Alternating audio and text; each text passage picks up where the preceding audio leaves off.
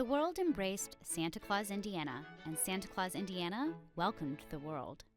On December 22, 1935, Santa Claus Town, the nation's first themed attraction, officially opened, starting with Santa's Candy Castle.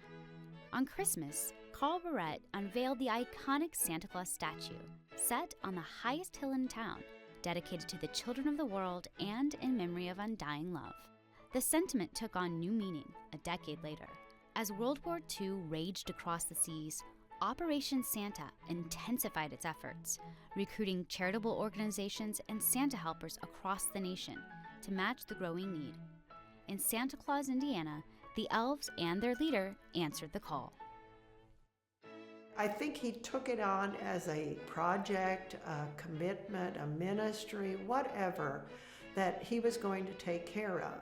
He organized the endeavor with asking American Legion posts to assist, asking the monastery at St. Meinrad, the monks there to help, and the nuns at Ferdinand in the monastery there. He just got it organized so that more people would become involved and so more letters would be answered. And it's like, for me, my memory is of my dad always driving around with a car full of boxes with letters that he was taking somewhere or delivering.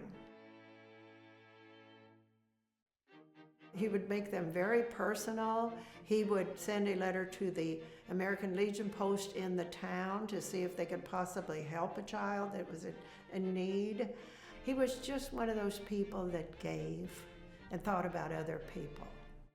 He was very patriotic, very religious, and Santa Claus just went into all of that, you know, because he was Santa Claus too, see, he became Santa Claus.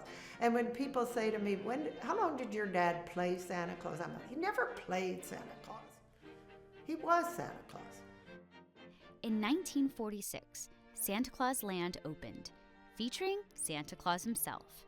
For the next 40 years, children young and old could visit Santa 300 days a year.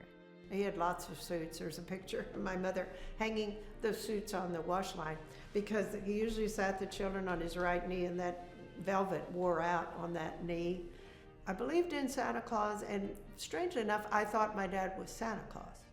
I would see bells and suits, and you know, I would know that he was going out in an evening to be at a party somewhere and be Santa Claus. So when I became around 12 years old, he came to our grade school and he asked me to sing a song, and I thought, that's my dad, and he knows I like to sing, and he's picking me out to sing a song.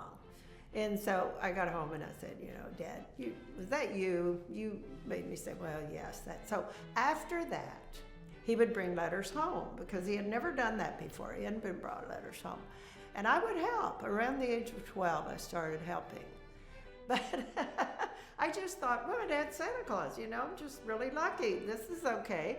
Over the years, he flew around the country, from New York City to Los Angeles and everywhere in between, leading dozens of parades with his reindeer and sleigh, appearing on television programs like What's My Line, and even writing a book about how fun it was to be Santa Claus.